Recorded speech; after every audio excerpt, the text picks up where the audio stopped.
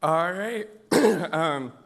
Well, firstly, I want to say when I joined Hamilton Luger freshman year, I never would have thought that I would be following John Kerry giving a speech, but here we are.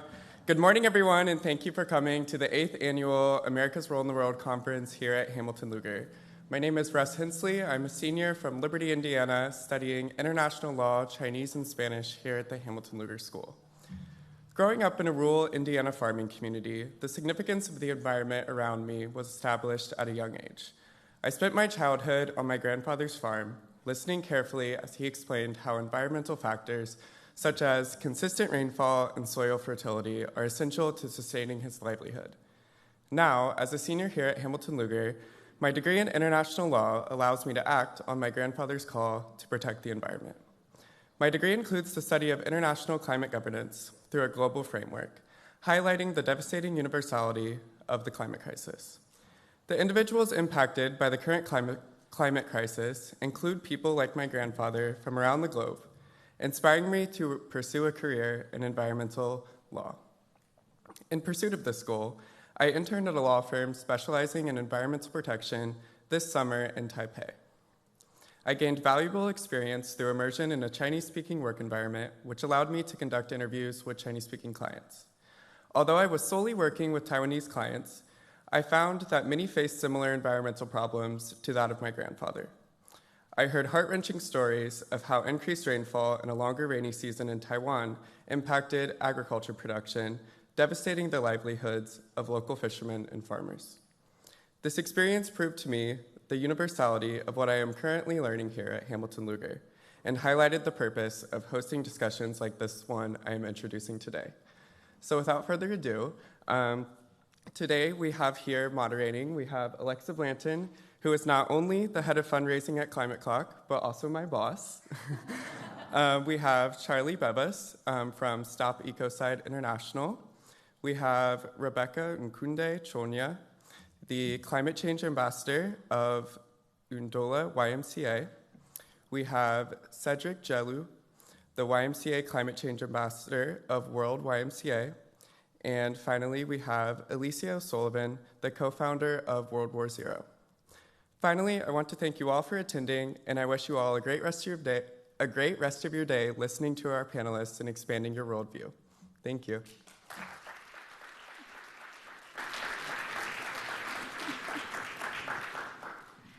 Hello, everyone. Thank you, Russ, for that introduction.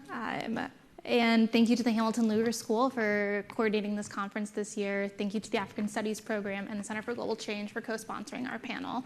I am an HLS alumna. I was at HLS before HLS was even HLS. So it's really an honor to be here in this capacity today. We're all really excited to talk to you. Today we'll be talking about climate activism. There's room and a need for everyone to become a climate activist, to join the climate movement. But yet the label activist continues to be something that's pretty hard to demystify. Similar to consulting, no one really knows what it is we actually do. But there's a very common misconception that in order to be an effective climate activist, you need to have a large following, or you need to have a PhD in climate science. But that's simply not the case at all. The climate movement, we need educators, we need artists, graphic designers, photographers, electricians, mechanics, data analysts.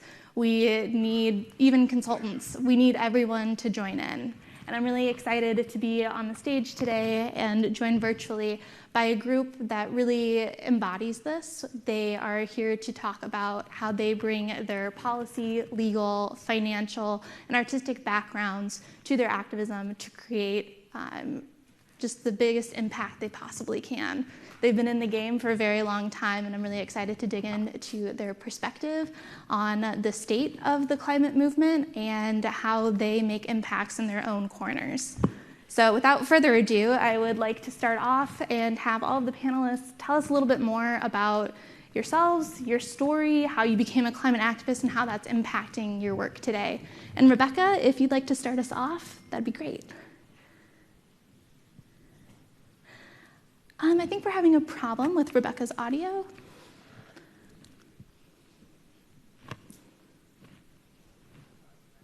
Okay. Okay, hello everyone. Can you hear me now? Yes, we can. Yes, go on ahead, Rebecca. Hi, thank you so much. Thank you so much for having me.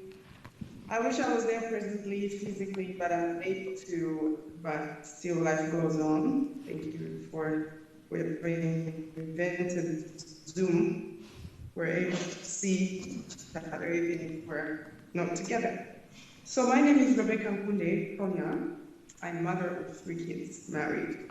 My activism journey started, well, it became full swing, I think, when I was pregnant with my youngest son. I had been involved in climate activities and so on since I was in 8th grade. But when I had my youngest son, I was just about to deliver. That's when I swore I'll never sit quiet about this issue, because I had gone to the clinic for my last doctor's appointment, and I was just about to return home, and then the rain started pouring so heavily that we weren't allowed to go outside. We stayed in the clinic and waited for about an hour or two for the rain to subside. And then after the rain subsided, I was free to go home. So it was a very short distance to the point where I could actually just walk.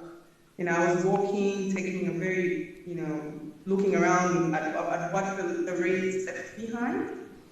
And so just when I was close to my home was close to a bridge, a footbridge, which we actually crossed frequently. But on that particular day, I was unable to cross that bridge because it rained so hard that there was so much water. Instead of it going under the bridge, it was actually coming over the bridge. And it was stuck. There were so many things stuck under the bridge that didn't allow the water to go. There was a lot of plastic debris. There was a lot of trash that was dumped under there.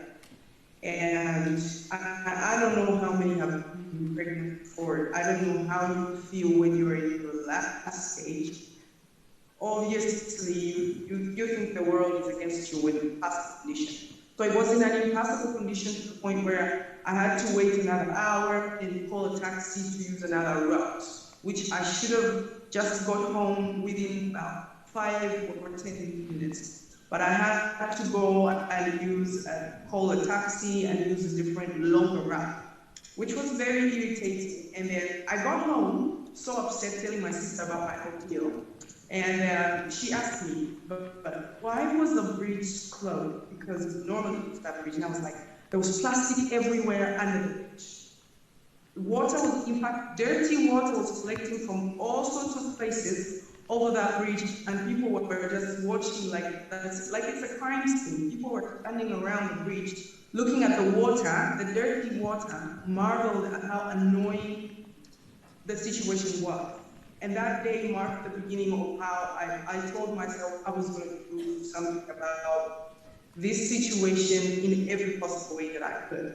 I started researching about plastic waste in my country and how heavily it has been a contributor to some of the calamities that are associated with climate change, and then began from my home. So from that day forth, I told my kids and everybody had my group, I told them none of us are going to buy any more mineral water. You are to boil the water and refill the container that you have. Because if every one of us buys mineral water on a regular basis, tell me where we're going to throw all the plastic that we're accumulating. Meaning we're going to have so many plastic bottles and plastic, one single-use plastic in our environment that are filling all over the land.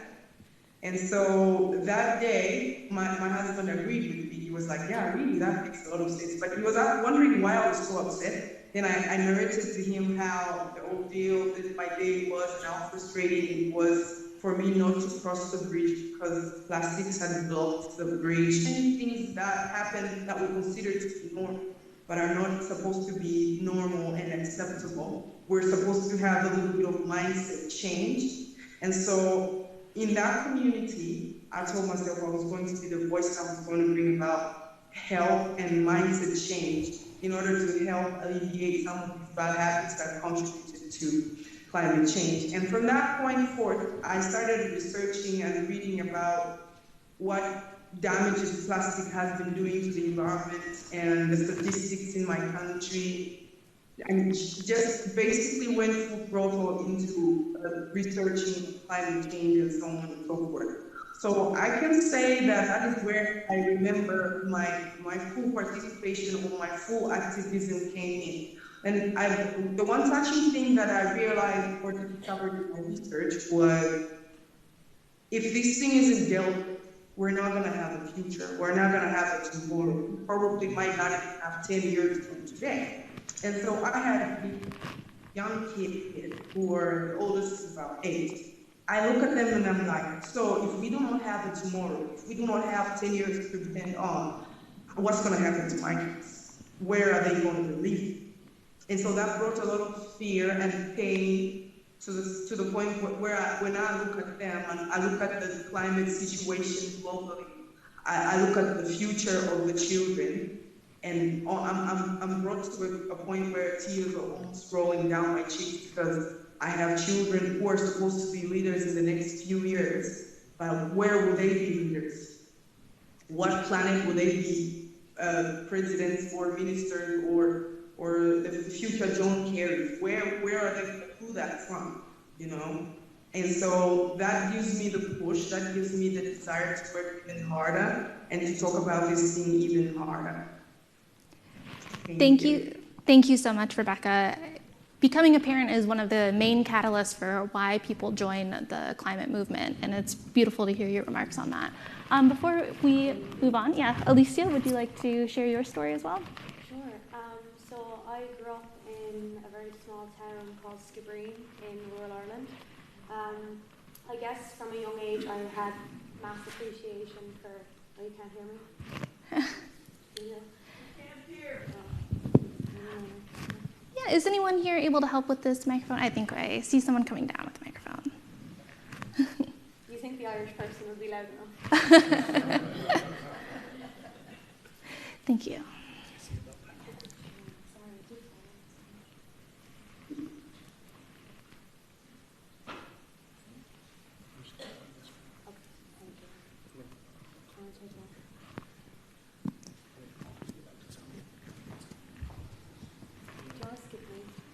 Yeah, if you want to take a moment. Cedric, would you like to go? Yes. Thank you very much. My activism started with my encounter with a Peace Corps volunteer. And for the avoidance of doubt... Cedric, I think we're also having a hard time with your microphone. Charlie, do you want to go over? It's my turn. Okay, perfect. You go ahead, Charlie. We'll come back to Lucia and Cedric. Great. Okay, so my journey into climate activism began whilst I was doing my undergraduate. I studied at the University of Bristol in the UK. And to be honest, even as a teenager, I suppose I wasn't particularly engaged with the climate crisis. I knew it was happening. And then going into my third year and final year of university, I became very interested in decolonizing knowledge. And what that is about is really courses and modules that focus on how we can amplify indigenous voices and challenge Western knowledge and Western paradigms of, understanding of our relationship to each other and to the planet. And I was really interested in an environmental movement that was happening in South America, and it was an environmental indigenous-led legal movement to recodify their constitutions. And my uni wasn't really offering a course that was looking into this, so I decided to go off and independently research it. And it really triggered a deep passion for tackling the climate crisis. And I think because it became very clear to me the solutions that we need to address this problem, that we really do need to bring in new knowledge systems and amplify voices that have been traditionally very marginalized to tackle this problem, because the way that we've been going about it clearly isn't working. And I think it was also interesting to me because it really showed how the breadth of the climate crisis requires a breadth of solutions, which I think brings in excitement and interest in, if you tell people to, change their diet and, use different products, these things are obviously very important. But sometimes I think people's eyes can start to glaze over if they're hearing the same message over and over. And it's really about keeping people engaged and making sure that we're bringing everyone into the room. So anyway, that's how I got interested in climate policy. And following university, I started interning with a youth environmental NGO called Climate Talk, whose mission is about amplifying young people's voices in the climate and also about educating young people about what's happening. So with them, I went to COP26 and reported on what was happening there. And both at that summit and again at COP27, our focus has been on interviewing young people who are in that space and trying to share how they got there, their own journeys, kind of like we're doing here today, sharing our own journeys into this space. Because as John Kerry said, young people are leading this movement on the streets, but it can still be an extremely exclusive space, inside the policy making, inside the boardrooms, etc. We're not seeing young people there. And, coming from a working class background myself, I've seen the difficulties of getting into that space. And it's important that we help other young people understand how they can do that. Because we're not going to get solutions to the climate crisis that are just and pragmatic and effective unless we have everyone's voices in the room. And young people have such a stake in that because it's our future. It's the planet that we're going to inherit. And we need to make sure that we're being heard in the solutions that we believe need to be brought in. So in addition to those roles, I also am the UK's climate delegate and head delegate to the Y20 this year, which is the G20's official youth summit. And there I will be stepping into the policy-making role myself, advocating for different solutions that we believe that the G20 needs to take on through a process of consulting with young people in the UK and broadly consulting with young people across the G20 to make sure their voices are being heard. And the third and final hat I have on today, I suppose, is that I am a UK ambassador for Stop Ecocide International, which is a campaign to make ecocide an international crime by amending the Rome Statute at the International Criminal Court. And I think I'll have an opportunity to talk about that a bit more in a second, so I will pass back to Cedric and Alicia. Thank you. Alicia, do you want to? Hopefully you can hear me now. Yes. Yay. Yeah. So to start again, I grew up in rural Ireland. So I guess, long story short about that and why I always start with that is I grew up around agriculture in a really small place with not many connections to, places like Dublin and like Donegal and Belfast, big cities. So I think I had a really deep appreciation in just the environment I grew up in for just literally the environment, the space, the air, just growing up rurally in the country. And then I was involved in a lot of campaigning as a young person, just through different youth groups and the Irish Youth Council. But at the pinnacle point, besides all the different things I did and was involved in, I spoke at an event, and there was also another speaker there, a good friend of mine now, an amazing activist from the Marshall Islands, a woman called Selina Liam Narouk. And I met her, and at the conference, it was about ocean wealth and small island nations and climate change. I was speaking about a plastics factory that was going to be developed in my town, my little town in Ireland. And I had this incredible feeling of guilt because up until that point I was in, a country that had, of course we are affected by climate change, but maybe not it's obvious to the eye. And personally, my life hasn't been utterly disrupted, as is the case for many people, like Rebecca and such. When I went to that conference and spoke to people who had been directly affected, my activism completely changed from talking about the future, from talking about some really long in the distance idea that like scientists are telling us is going to happen, to this has already happened, and people are already dying, people are already dead, people's lives are already hugely affected. And it also isn't, science is absolutely paramount and vital to be at the forefront of impacting and our decision making, our policy making, our legislating.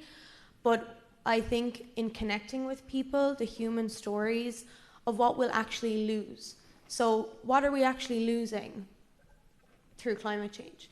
We're losing lives, we're losing security, we're losing healthcare, And through all that, we're losing culture, tradition, family. It's a human problem. You know, it's not some far off in the distance idea.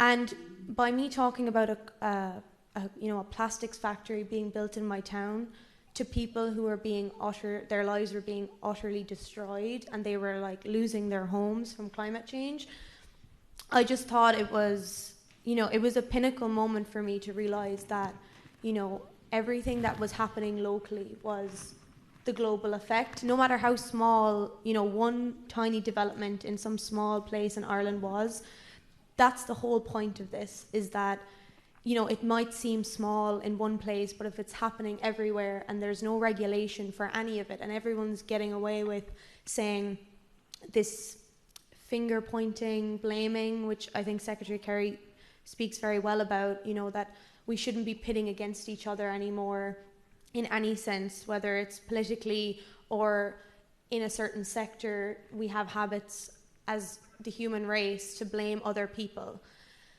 And I'm not saying that for everyone to feel super guilty now. I'm saying it because I don't want people to feel like you're the problem, even though we are. I want you to feel like you can be part of the solution. And I think if you take anything away, it's that it's that sentiment. Thank you. Thank you. Thank you. I would like to stand on all existing protocols to express how excited I'm here. I am here for this conference. My activism started with my encounter with a Peace Corps volunteer. And for those who may not know a Peace Corps volunteer, basically it's a group of young people who travel all around the world with different skills, with the purpose of going to impact the world in different ways. So as a very young boy in the primary school, I encountered this volunteer who came to teach us. And this is a very far, remote area. And I was a little bit amazed what will make these volunteers travel all the way from America to my village to come and teach. So as a curious boy, I approached her and asked, please, can you tell me, where are you from? He said, I'm from America. So what motivated you to come here? But this is a very far place. Even in my country, those even in the capital city sometimes shy away from coming here. So why will you fly all the way to this place? And then she said that they have, first of all, received reports of how we are lacking books, teachers, in order to improve our education. But ultimately, they are working here to serve as volunteers. And there are many, many of them all around the world, helping in different ways, from providing medical care, to helping build houses, to teaching, changing the world in different ways. So as a very young boy, I was so moved that someone could actually sacrifice themselves to dedicate themselves to the betterment of other people around the world, people they have no connection with. And I was so moved by that. And it was there that I told her that, look, I would like to become someone like you, to help people for such a greater cause. What can I do? And long story short, I then learned the art of volunteering, to put my service, to put my skill, to put my time to service for others. And I've done this from my classroom to my community. And then I came into contact with the YMCA. I'm sure most of you know about the YMCA. And the YMCA, I volunteer for the YMCA in different capacities. So the YMCA then selected me as part of its global training to train the next generation of leaders to impact their colleagues, empower people, and to change their community. And one of the highlights of the YMCA training is the focus on your community. Most times in Africa and elsewhere, people say that I want to change the world, I want to change the world. But the highlight of that training was, what can you do in your own community? And so I look at the training I received, the skills I got, and I ask myself, what can I do? By first of all identifying the problem in my community. And I identified that flooding is a major problem in my community. And you can Google that, Adabraka, a place I moved to about 15 years ago. And I found out that I can use my training, skill, and volunteering spirit to help address the issues of flooding. So that got me to climate change, to read more about climate change. And as I speak, I serve as one of the ambassadors of YMCA on climate change, helping people, communities on adaptation and resilience. Because the rains will come, like Secretary John Kerry said. And whilst we wait for government to address the big issues of flooding, there are things that ordinary people can do. And that is where my focus is, to go to the homes, the classrooms, the churches, to talk to them. What are the simple but technical adaptation strategy that you can do to protect yourself, save your properties? And there's one thing that I've done over the years, and I've extended that across Africa, mobilizing voices, mobilizing finance to address this same problem beyond my community. And I like the point you made that climate change is not a concern for only specific discipline. And I agree with you entirely. Because if all of us are affected by climate change, and I doubt if there's anyone here who will say that they are not affected or there's no discipline that is not affected by climate change. And so I say that climate change is a topic for all discipline. It doesn't matter, be it food, be it transport, sports, housing, transport. Every facet of human life is affected by climate change. So the point is, if all of us are affected by climate change, why shouldn't all of us be part of the solution? And so it should not be a concern to be left for only the science or the experts in climate or scientific process. It should be a concern for all of us, bringing our expertise. And that is where my background in finance comes to play, to be able to mobilize funding, both from government and private, towards addressing this crisis. And yesterday at the dinner, I met a few of your colleagues, two of them, and we spoke about this. How can we, as young people, mobilize finance, combine it with research and other technical expertise to be able to bring solutions to our communities? And so for me, I think that if climate change is a topic for all discipline, then all discipline must be concerned about climate change and must be part of the solution. Thank you. Thank you.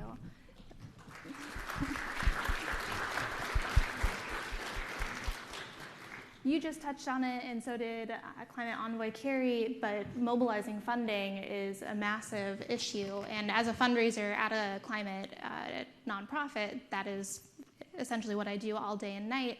And it's shocking to me still that only 3% of all philanthropic funds go to climate.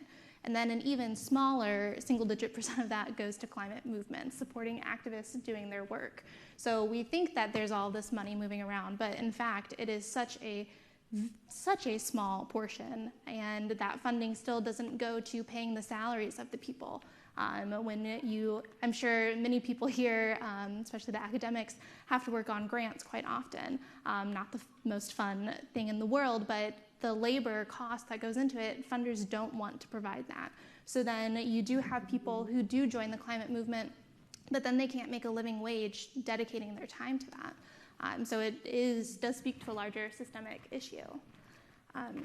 But Rebecca, you were named the most innovative youth at the 2021 UNDP National Innovation Fair for your work turning plastic waste into fashion accessories.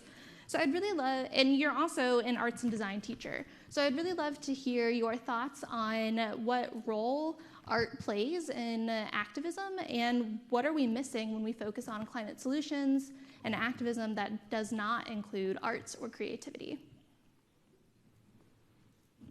Okay, for starters, we're dealing with a generation current. I love the point that both Cedric and Alicia raised, that it's a now problem. It's not going to wait.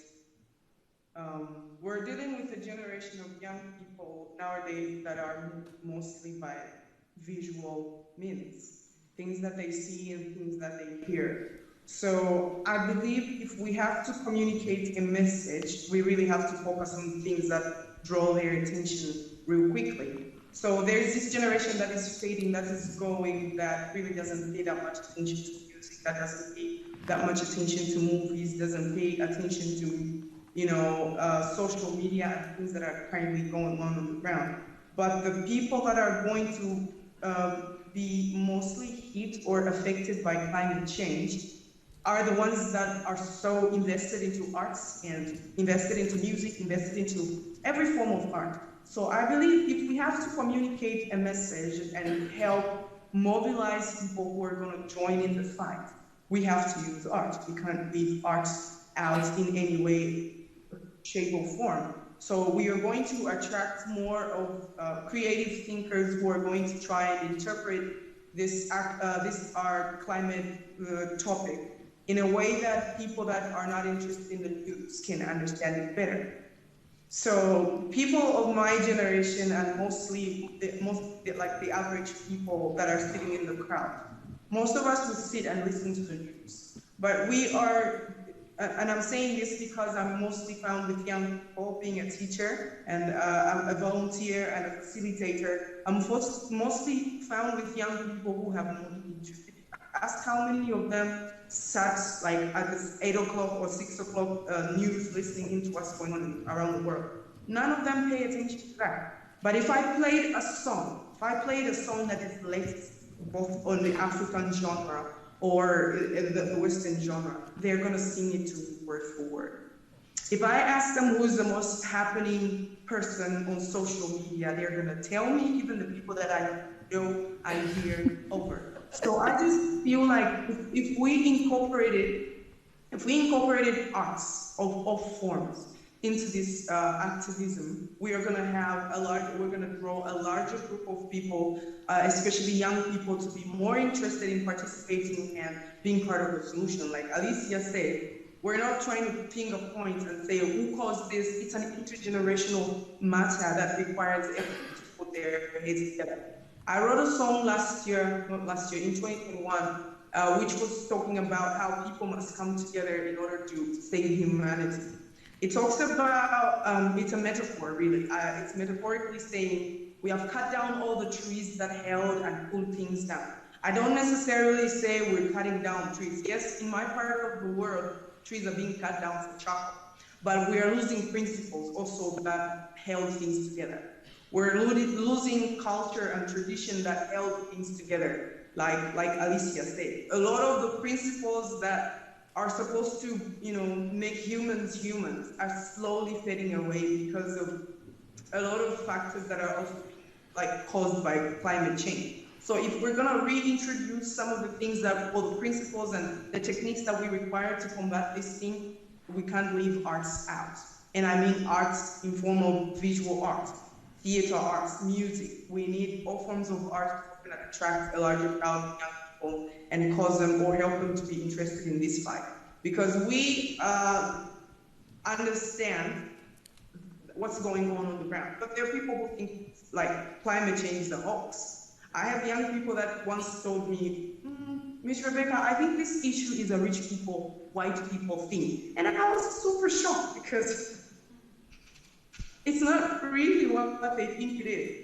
So because they're just uninterested, they don't understand the intensity, they don't understand that it's going to affect them, they don't understand that they are actually being affected and that the things that are going on around them are caused by climate change. It's impossible for them to really participate. But my area of expertise focuses on also bringing down the message to their level through art, ensuring that they understand that it's not living up in them. And if the planet deteriorating can't wait, the deterioration of our planet cannot wait for nobody. Why should we wait? For Armageddon, why should we wait for something big to happen in order for us to respond to it as quickly as possible? Because already I saw something on social media in the capital city of our country, Lusaka, where I think 3 weeks ago we had serious rains to the point where all drainage systems were so blocked and so filled that filthy water started entering homes through the toilet. And the entire house was covered in water. So it's as serious, it's not even a joking matter, it's not even funny, it's not something that we should take lightly. And as I'm relaying the message and as I'm going about preaching the climate activism and talking about what we should do together, I'm emphasizing things that are currently going on. Our rainfall pattern here in Zambia is horrible. It's so horrible to the point where people's houses are being destroyed. And then if we sit down, I really appreciate your word, Cedric, when you said why are we waiting for governments or politicians to throw up policies that are going to help us rebuild our homes? Which is why I'm working on a project which is mainly leaning on disaster management, which is going to help rebuild homes for people who've lost homes due to flooding and all these weather patterns that are destroying habitation for people. I really hope that sums up what you wanted me to say.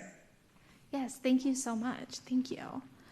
Charlie, I'd love to get back to Stop Ecocide International now. Yep. So your organization has a very innovative approach to protecting the Earth. So could you please give us an explainer of what Ecocide is, what Stop Ecocide International is aiming to accomplish, and maybe also touch on how legal strategies can be employed more for climate activism? Yeah, of course.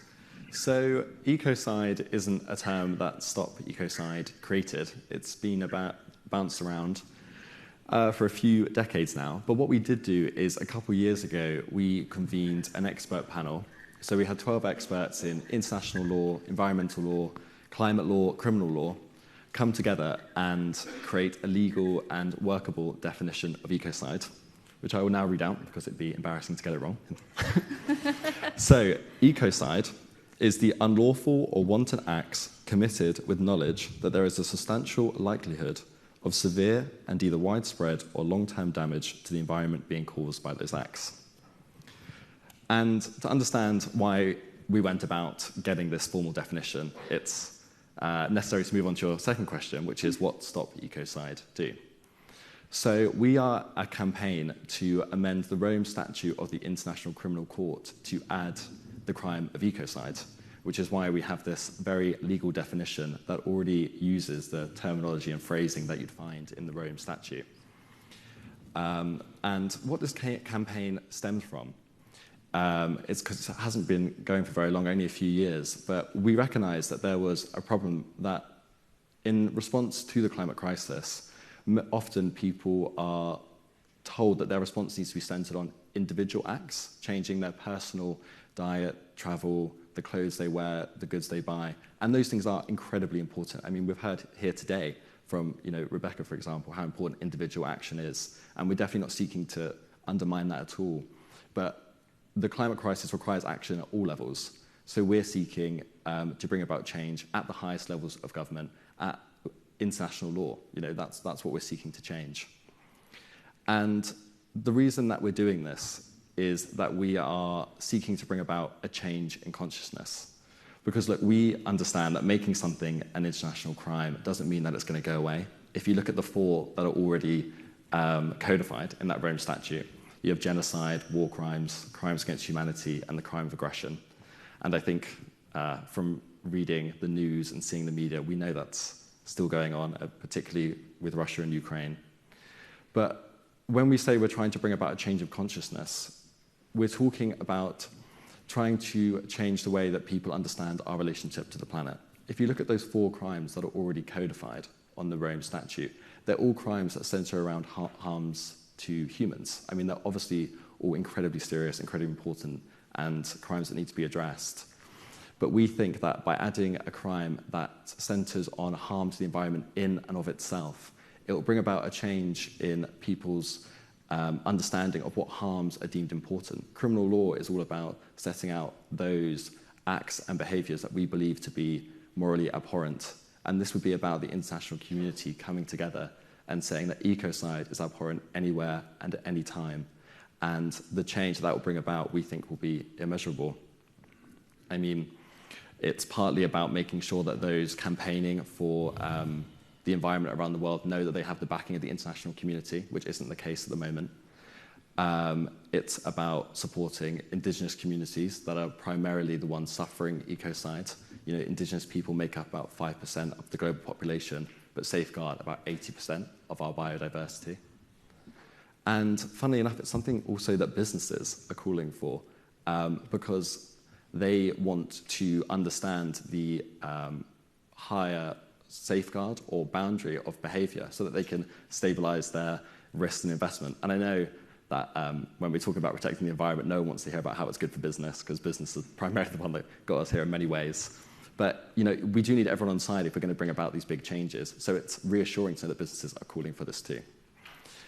And then in terms of how legal strategies are used more broadly in the climate movement, that is a very big question. So I suppose I could put it into two categories. The first is there are legal strategies which you could say are ecocentric, in that they're about asserting the right of the environment or nature to be respected in and of itself, apart from human needs or wants. So an example of that is Stop Ecocide, what we're trying to do, making a harm to the environment a crime in and of itself. Another example would be the constitutional reforms I mentioned earlier that took place in Bolivia and Ecuador, that if you recognize that nature has a right separate from humanity, then states theoretically, in practice, sometimes it can differ, but it means that states have to respect those rights and recognize that we can't just continuously extract from the environment and take what we need. And those ecocentric movements are building momentum. We've also had in New Zealand the rights of a river recognized, and that's a really exciting space. And then the other side type of legal strategies are anthropocentric ones, i.e. they're ones centered around human rights and needs. So these are ones that we might well be aware of. For example, climate litigation taking place around the world. Very often you will have a claimant asserting their right to the natural environment.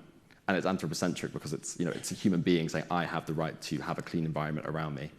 And states having to respect that and respond to that. And climate litigation, we are in the thousands of cases that have taken place or are taking place now. It's another space that's really building up momentum. Another area, within the anthropocentric category, is about claimants trying to hold governments to the promises they've made on the climate. And I know with the Paris Agreement, sometimes it can be disheartening that we have this very landmark agreement, and sometimes in practice we're not really getting there. But I deal with climate litigation a lot with my work. I work at a law firm that deals a lot in environmental and climate law, and so much of climate litigation is about people saying to their national governments, you made these promises at the international level. You've signed the Paris Agreement, so now you need to start implementing it in our own jurisdiction. You need to move away from fossil fuels, and you need to make these other changes so that you can meet that commitment. And even though they are anthropocentric, it's a very exciting space, and there's a lot of novel cases coming through. One that you might have heard about is like Client Earth, an environmental NGO in the UK. I'm not sure if they're in the US, but they recently bought shares in Shell so that they could bring an investor action against the board of Shell for not adequately protecting the company from the physical and regulatory risks that the climate crisis is bringing about. And it's funny because we know that Client Earth is not really trying to ensure that Shell can keep existing. But it's a really exciting claim, and I think it speaks to the interest that there is in the law and the power of the law to bring about novel and interesting solutions to the climate crisis. And it's a really interesting space to be working in, and one to keep an eye on. Thank you. Cedric, you just shared with us a few moments ago about how a core tenet of your activism is that if climate change is a global crisis, why is everyone not involved in the solution? And as a World Bank climate change ambassador, you do provide training to young people and governments alike on how to take more effective climate action. So what are the two main lessons you give to these groups that are very, very different? So my work has given me the chance to travel to many countries, and particularly in Africa. And throughout Africa, one thing that I've identified among young people, because I work mainly with young people and in communities, is that young people are so much frustrated that they do not feel that their actions can cause a change. On one hand. On the second hand, young people want to make a difference, but in Africa, there's a limited number on leaders focused on climate change. Now, for instance, on why young people think that their voice will not make a difference, you take Nigeria, for example. Out of 150 million people, 90 million are registered voters.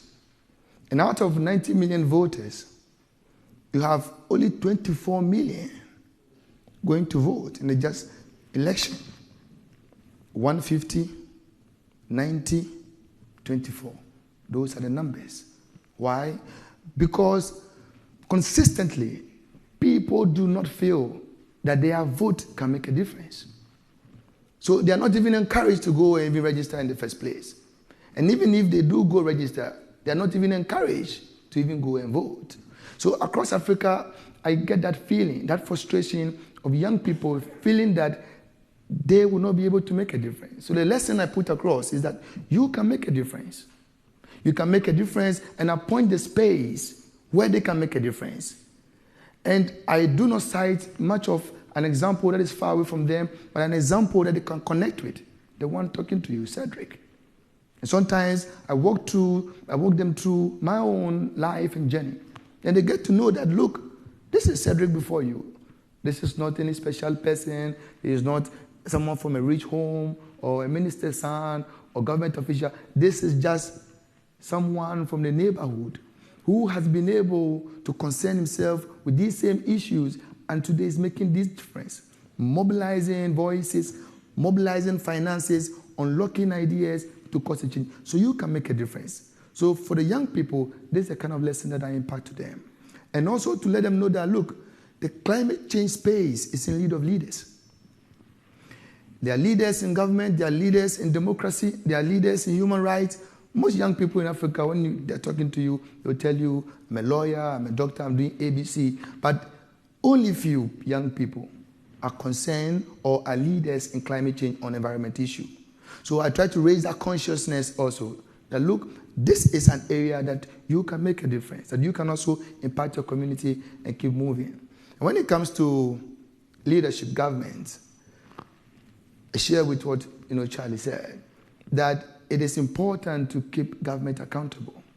And so I speak to government, when I speak to ministers, district officers, ambassadors, all I do is to remind them of what they signed. And one message I keep telling them that, look, no matter how long you stay in office, it is people that put you there. You can stay there for 4 years, for 8 years, but if you still want that office, you will still go back to the same people for the renewal of vote. And so for you to go back, these are the issues you are facing. You signed this Paris Agreement. You signed the Kyoto Protocol. Now there's loss and damage. These are the things that you're concerned about. And so I'm challenging you to be accountable to the people. So when I create that nexus between their political office position, the nexus between that and their leadership and their chances of being in power, it dawns on them. It dawns on them more because some way, somehow, the personal interest in being that office is very high. And so when you sometimes combine that with the solution that the people ought to get, it wakes them up and it makes them to take action. Thank you. Thank you. Thank you. And finally, Alicia, you've had the unique experience of really growing up in the climate movement. You've been a climate activist since the age of 8. So I'm really curious about what changes have you noticed in the conversation surrounding climate, and what have you learned really from having your childhood and adolescence into adulthood in this space? I'm tired. It's been as far back as I can remember, being part of campaigns, being part of projects, going into, I'm not sure what it's called here, but primary school when you're 5 to 12, reading our electricity meter every day before and after school to figure out how ways we can reduce and keeping track of that, and honestly not understanding any of the mathematics of any of it, but being able to understand the concept and then being able to see the levels. So I think from that age being involved, it just helped me to grasp an understanding of what it was for, rather than learning about climate change as this super damaging, devastating idea. It started as just a means of having a better little school with 100 kids. So that's where it started, which I think is an easier start than it is for a lot of people.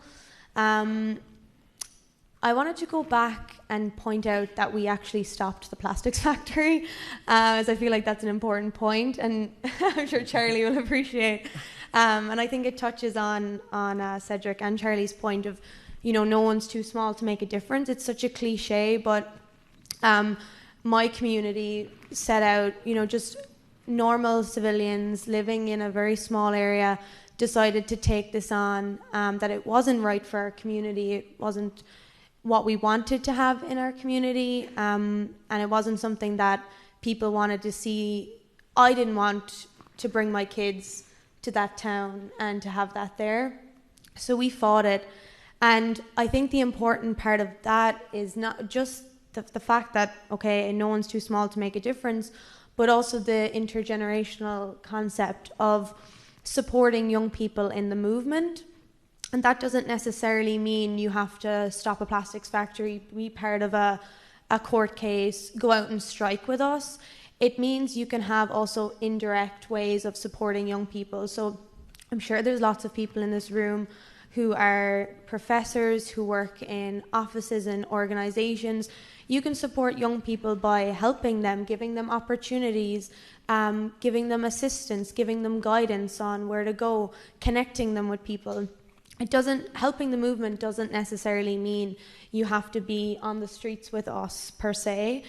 There's loads of ways where I've had what I would call unofficial mentors in my life who have played a huge role in supporting me to get to the places that I want to go. And I think that that's important to recognize that, your role doesn't necessarily mean you have to be directly involved standing next to us. You can be a support in many different ways. And it's that's totally individual, by the way. Like, there's no book you'll read that will tell you what you can do to help with the climate movement in your own personal lived experience in your life. Everyone is going to be totally niche.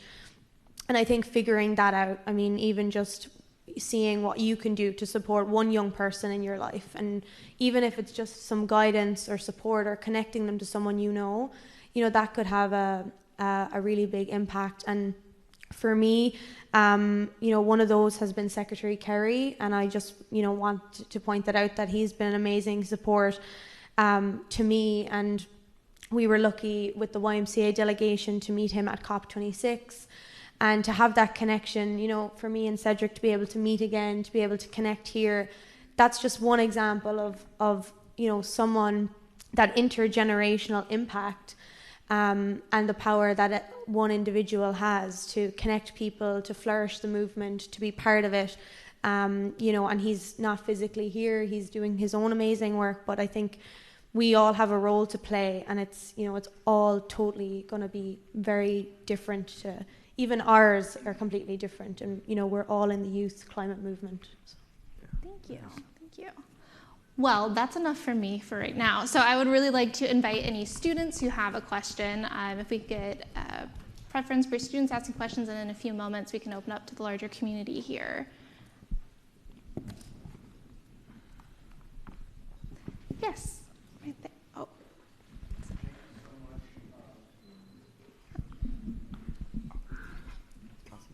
Thank you so much for coming here today and speaking to us. I'm just curious, especially to you, Alicia, and to everyone else. You talked about stopping the plant factory, or the plastic factory in your town. And I'm just curious, when it comes to individual incentives where they might get jobs from a plastic factory versus a long-term issue of climate, and yes, climate change affects everyone, but people still want money at the end of the day. People still want jobs. How do you what are like the strategies that you leverage to kind of voice those trade-offs and the potential impact of climate change, and how that sort of over time it discounts that the value that you're getting from this job is not as meaningful? And how do you sort of apply that to a larger scale where it might start being maybe not a plant coming to a town, but per se a different like industry operating on a global scale, like a Shell or ExxonMobil, and certain activities that they decide to do? Thank you. Okay, great question. So for us in our campaign, because that's the only experience I can speak to, in accomplishing that, the plastics factory was going to create about 10 jobs. And and then the impact it was going to have in where it was situated in our town in conjunction to a river that came through our town, and the outpour and the pollution that was going to impact our local environment. So not just the river that flows directly through our town, but also it was in sight of like a elderly person's home. I'm not sure what the name would be in here, but the air pollution, and it was also in conjunction to my like high school. So I suppose when we were spinning it, it was, we can have 10 jobs in a town that doesn't have a bad employment rate, which will have impact on, you know, our youth and the elderly in our town, which would be the biggest probably populations.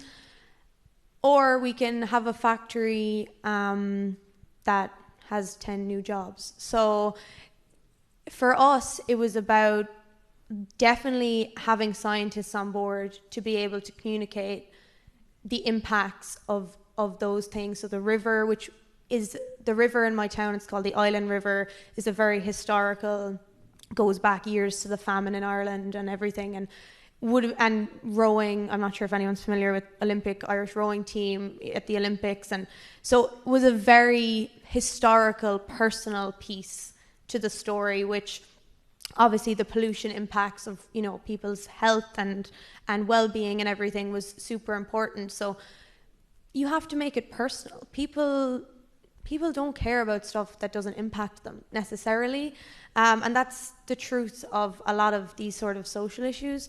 So for us, it was about making it personal to people and making that, getting to people's hearts of, you know, what is our community about? Is it about having some random company come in and maybe create a little bit of extra business, or is it about protecting some of the things that make us us?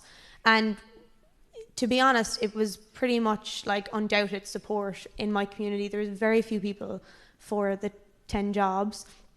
On the larger scale, I think the same applies, but it's a lot more complicated. I mean, when you're dealing with these big corporations, getting away with stuff legally, being able to pay off fines, being able to, I mean, in the international, you know, aspect, and then also being funded to boost jobs, boost the economy. It's a lot more complicated to get people to fight against that because it's a much bigger system. So, but I mean, that's a whole systemic issue that I think would take a long time to get into.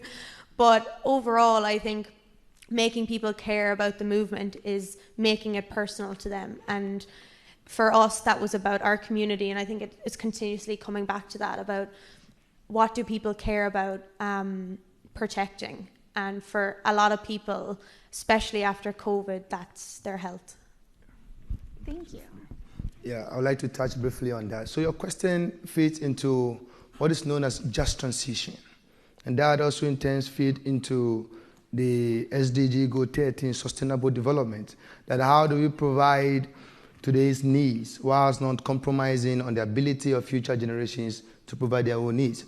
So whilst Alicia and his folks are working towards phasing out this company, we in the Just Transition campaign are also of the agreement that, look, these people have jobs, their families, and they still need to eat and live. So how do we phase them out in a manner that is sustainable? So one of the things that we are advocating for is that whilst you are phasing out people, we should be looking at alternative jobs, alternative employments, alternative skills.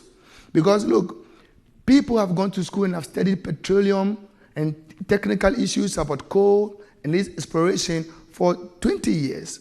People have been in this field for 30 years. Now we are phasing them out. But this is what they've known over the years.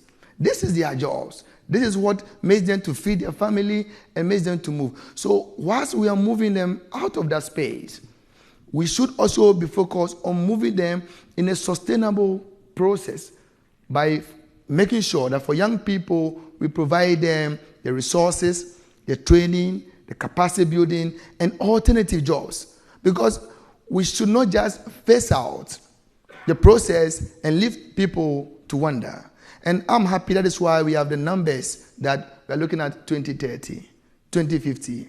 And so the proponents of this whole climate change ideas know that, look, we can't get this done in a day or a week. So let's give ourselves 20 years, 30 years. And once we do that, we look at issues of just transition. How do we move from this space to clean energy in a sustainable way? Thank you. Thank you. Yeah. Oh no. Okay.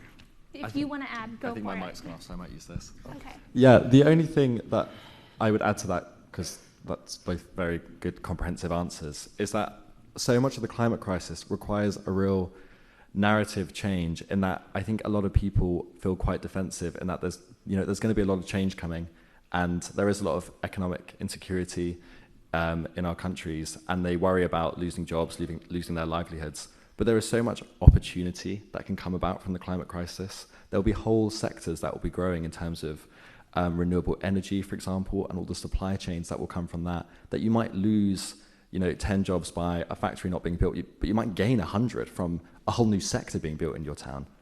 And this feels like something we're starting to come around to with the Inflation Reduction Act and similar subsidies being brought in Europe, that we're recognizing that we need to make the most of all the opportunities that are going to come about by subsidizing these industries. Because it is an international race to become the world leaders in these different sectors. And if we can change narrative and make people realize that this is an opportunity to really get ahead and become world leaders, and all the income and livelihood that will come through that is really, really necessary. And actually, a lot of the discussion that goes on about changing the energy sector in particular forgets that when you do surveys of those working in traditional oil and gas industries, a lot of those people would rather have training to retrain them in, for example, wind and solar, because people who intimately know those industries know the direction they're going in, and they themselves want to be retrained because they know that their future security is not in the industry that they're currently in. And it's still the case that we'll see new investment in fossil fuel industries, which is really more unsustainable because, for example, we talk about liquid natural gas as a bridging fuel very frequently. But you're going to build a liquid natural gas plant or port in a community, and then in 20 or 30 years, you're going to have to be shutting it down, and you're going to make a community of people reliant for their jobs and their income on a temporary port or factory, and that is more cruel and it's going to lead to more uncertainty and more anger. But you're just delaying it down the line rather than making the necessary investment now to bring about sustainable income and work. And I think if we recognise the energy transition as something that can bring about good, well-paying jobs and revitalise not only our economy but also our democracies, then I think that will help to overcome a lot of the fears that people have about the energy transition. Thank you. Yes, go on ahead. Hi, my name's Olivia. I'm a sophomore here at Hamilton Luger. First, thank you all for being here today. It was really great to hear from all of you. Sorry. This question is open to all and any of you. I love that each of you touched on the importance of individual action, but Charlie said something that really stuck with me, which is the need for a kind of change in consciousness globally. And as we all know, unfortunately, climate change has become a highly politicized issue, specifically here in the United States. And so my question is, what is your advice for approaching conversations about climate change with those who don't view it as an important issue or even deny it being an issue at all? Sure, so I'll try to tackle that first. And I agree, it is one of the biggest barriers to tackling the climate crisis, is people both not understanding what this issue is and also that it has become so politicized. And I think if you look generally at a lot of the reason that we have politicization in the West, a lot of those fears come about or are coming about through globalization. And people are fearing that decisions are being made about their lives outside of their own countries and, on the international landscape. And, a lot of those fears come about because people feel like they're not democratically involved in how those decisions are taking place. And that is something we have to be so personally aware of in the climate crisis, because this is a problem that requires multinational collaboration. We actually cannot address the climate crisis unless we're working with other countries and decisions are being made on the global scale. And that means that when we have COP or the G20 or these other international bodies that are trying to address the climate crisis, we need to make sure that people feel engaged and connected to the policies that they're bringing in and the work that they're doing. I mean, one way that I try and do that, because I do try and influence these bodies to some extent that I can, is to really give people skin in the game by making them realize how an abstract policy might affect them. So, for example, in South London, we had quite recently the first case where there was a child who had an asthma attack and died. And one of the causes on their death certificate was air pollution. And it was one of the first times that had been, or it was the first time that had been listed as a cause. And that means that when I'm talking to people, in South London, where I'm from, about why I'm campaigning to raise air quality standards, instead of it just being this abstract thing that I'm doing, at a summit in India in August, it's about saying, like, I'm doing this so that the G20 countries, raise their air quality standards, so that the air in South London is cleaner, and that our children are breathing cleaner air, and there is involvement or there is an impact that will be felt here, right where we live, in our community, and it's about making that connection. But more than that, making people feel democratically involved in the process is also key, and a massive part of the Green New Deal is about increasing democratic involvement for this very reason. It's about making sure that decisions are being made at the local level, which will be helped by decentralized energy, so that people can be choosing how energy is being generated in their community, for example. A big part of the Green New Deal is about increasing voter engagement more generally. I mean, Cedric was making the great point about how there is a lack of voter engagement in Nigeria, for example. And this kind of touches on how the climate crisis is weaved into so many areas of our lives. And there's such a broad take that we need to be able to properly address the climate crisis by looking at the economy, by looking at our democracies, by looking at the science of the climate crisis to make sure that people feel involved and engaged.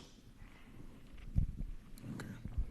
I would like to cite my own example of how, as a young person, at the point, I did not consider climate change as an important issue, because back then I was staying with my uncle, and anytime I hear climate change on the TV, it was about polar bears melting, glaciers and stuff. So I was like, look, we're in Africa, there's no ice here, so there's no polar bear.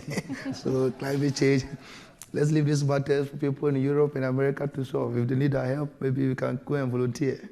But for now, it's not happening in Ghana. But the stark reality was when the rains, like Secretary John Kerry said, that a 1 month rain could fall in a day. So the rains were coming, in a manner that were unknown to us. And if it is drought, the drought was so prolonged. And that was when that I realized that climate change is real, and that it is not only a matter for the West, Europe, but it's equally a matter for us in Africa. What am I saying? I'm saying that, like Alicia and Charlie said, if we are able to personalize these issues, if we are able to relate these issues to our own lives, then there will not be any climate denial. Because look at me. Some 15, 20 years ago, I didn't believe that climate change is an issue back home. But today I am, flew many hours, from Africa. I'm here, going back in 3 days' time, to share experiences with you on climate change, because the reality dawned on me. And so when I go back home, anytime I do is that when I'm speaking to people about climate change, I relate it to what concerns them most. If it is people, climate change and food, climate change and sports. For instance, I manage a not-for-profit that uses tennis to empower young people. And so if I want young people to know more about climate change, I don't speak about Fosafu, I don't speak about big issues, I speak about sports. I'll be like, let's play some 5 minutes rally. After rallying, volleying, and I call the young boy, please come. He comes and asks that, did you enjoy the game? He said, yes. But are you aware that if it rains too much, when the court gets flooded, we can't play tennis? And you say, oh, yes, I know. And do you know that if ABC happens, we might not play tennis for 1 week, 2 weeks? And they'll be like, oh. And I'll be like, yes, all this is caused by climate change. Now, because that kid is concerned about tennis, sports, and if I relate it in that manner to them, it resonates with them. But if I share this link now that they should watch this program, that kid may not have any interest in watching policymakers, professors talk about climate change. So it is about us creating the nexus between climate change and what concerns people. climate change and what matters to people. And when it comes to leaders, let us make no mistake, leaders yield to the people. Regardless of political background, partisanship, every leader or political party would ultimately yield to the people. And if we've not seen anything, the Arab Springs bear witness. And so it is about us, those in the room. If we can create that movement from your side, Alicia, myself, the professors, and begin to create that wave of consciousness at the grassroots, that if the Lugar School, Hamilton Lugar School, can begin to concern itself, for instance, of giving scholarships to young leaders from Africa, so they can become the next climate leaders in Africa, to raise that consciousness, they will intend to go to their community to raise consciousness among ordinary people, farmers, fishermen, artisans, traders. And when these people are conscious, they'll begin to ask their leaders questions. They'll begin to make them accountable. And leaders, regardless of their partisanship, will yield. And that will be one of the conduit that will be able to address the leadership problem or the partisan problem when it comes to climate denials. Thank you. Thank you. Do you mind if we move on to the next question? Yes. Hi, I'm Kelly Bransom. I'm a freshman here. What all of you said has really resonated with me, and I just have a question about what you suggest young people like myself do to get involved in climate action organizations and the climate movement itself while we're still studying to move on to like careers. Thank you. Sure. I think I feel like I say this all the time now, but I think it depends. If you're interested in politics, if you have a students' union, if you're interested in arts or sport, you know, I think it really depends on you. But I think finding a group of people with similar ideals to you, the same passion, and I think reflecting on why you want to be involved is a good start, and then that will hopefully lead you to figuring out what sort of action you want to take, because not everyone has to speak in a panel, not everyone has to strike, you know, like Greta. People can have different routes to having impact, just like everyone has pretty much said today. So I think that's really important. And also I think, like I said, finding a group of people that share the passion with you, that will keep you motivated. And also I wouldn't stray too far from what you're studying. Like I'm studying law as well. That I always wanted to study that, and it kind of shaped what I got interested in, what I campaigned and advocated for, and then what I kind of continued to study, the internships and the work experience and the conferences I went to. So I wouldn't stray too far in your focus for the future, and how that can be sustainable, how you can have an impact in that way, rather than maybe straying way off the track. And then once you leave university, you're no longer involved in the movement because you've left it behind. Or finding a way to have that impact afterwards as well. I think so. Finding your path is really, I think, stay focused on what you're interested in. Don't maybe think just because you're at a conference you have to, you know, be part of one of our groups or something like that. Stick with what you know and what you're interested in. I'd like to add, follow the example of your classmate Russ. I met Russ at COP26 in Glasgow, and then a few months later I got an email in my inbox saying, do you offer any internships at your organization? We didn't, but I was really impressed with Russ when I met him in Glasgow, so we created an internship program. Piloted it with him. He stayed on 2 more semesters that I think he originally intended because we didn't want to let him go. And now we've launched a Hamilton Lugar Climate Clock internship program, which Naomi is now part of. And each semester we offer, I think, 3 internships to students. So that's something that's open to all Hamilton Lugar students, but also if there is an organization you want to work with that you're particularly interested in, reach out to someone and see if they do have an internship program. Or our organization really relies heavily on volunteer work. So whether that's content creation, if you want to make some graphics on how to, for like social media posts. We're all older. Everyone wants to get on TikTok. No one knows how to do TikTok. That's our age. So like those are some skills that you can also help with, but also research Russ, I'm sorry to keep, I hope I'm not embarrassing you here, but the research skills that you're developing here as a student are phenomenal, absolutely phenomenal, and above the standard, above the average. So that is always really, really helpful. You're honing in on your professional writing skills constantly in your classes, and that's something that I think all of our organizations and our work benefit from having someone who can absorb the research and then create something. So if you have time to volunteer as well, I can't think of a single organization that would say no to someone who has some skills and would like to volunteer some time. Yeah, let me briefly add that the climate change space is an applied space. But let me be a little bit specific. Please, what program are you studying? I'm in international studies major. Okay, great. So whilst I will encourage that people would learn about climate change or read about the topic, what I want to say is that climate change is an applied space. And so whatever expertise that you have, the question is, how can I apply this to climate change solution? So for instance, in your case, the space you find yourselves is international cooperation. That how can you use your course in the space of international cooperation to address climate change? And there we have the UNFCCC. We have several climate change meetings. Secretary John Kerry is not here because he's at the Ocean Conference.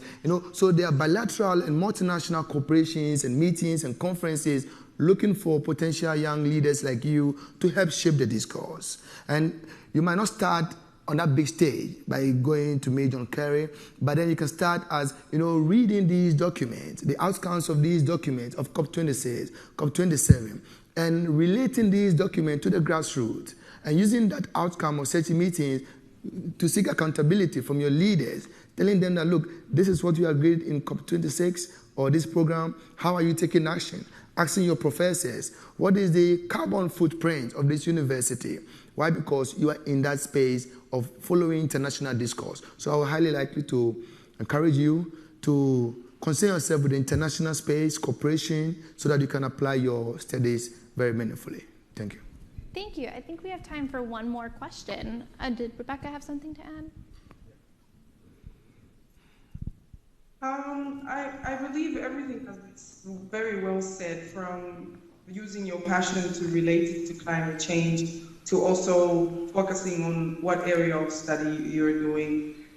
I'll give an example of myself. I've been a teacher of art since 2012, and I use my skills to try and bring to people's attention that pollution has been a major contributor to climate change. I have used climate change to demonstrate, art to demonstrate to young people some of the negative effects that climate change has on human beings and how best we can use art to try and get rid of the things that are causing harm to our lives. So I teach young people to recycle their waste. I teach young people the single use of plastic, and I encourage them to each be a voice that, talks to somebody about climate change in order to, broaden the voices that are talking about this issue. Because if we have, I repeatedly say this, if we have to change a generation, we have to change the way they think. So I have been using various means of art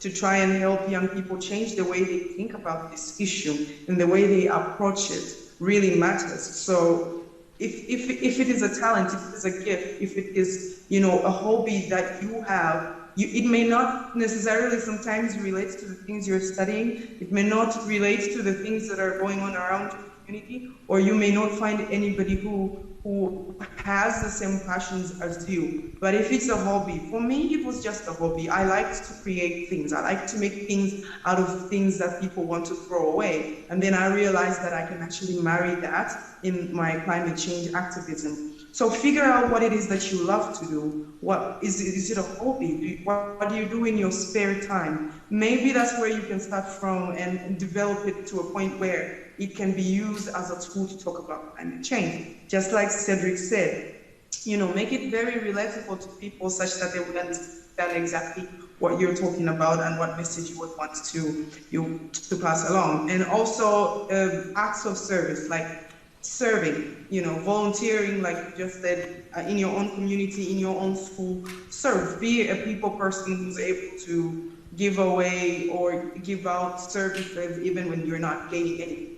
Because at the end of the day, you gain satisfaction and you are assured that the world is a better place even just with one person. Because I believe a single matchstick can light up a fire. But imagine if we have 10 matchsticks. How much of a fire, how big is that fire that we're gonna light up if we put our heads together? So we really need people like you on board. We need you to encourage other young people in your class and in your community to, join hands, find people with like-minded people who will help you in this journey. And it wouldn't be a bad idea. I wouldn't mind being friends with you and walking you along the journey if you feel like you want somebody who can walk you through this whole process and, start from somewhere. That's why Cedric, that's why Alicia and Charlie are here. That's why people like myself are here. So you can simply reach out and we can start from somewhere. Thank you. Thank you so much.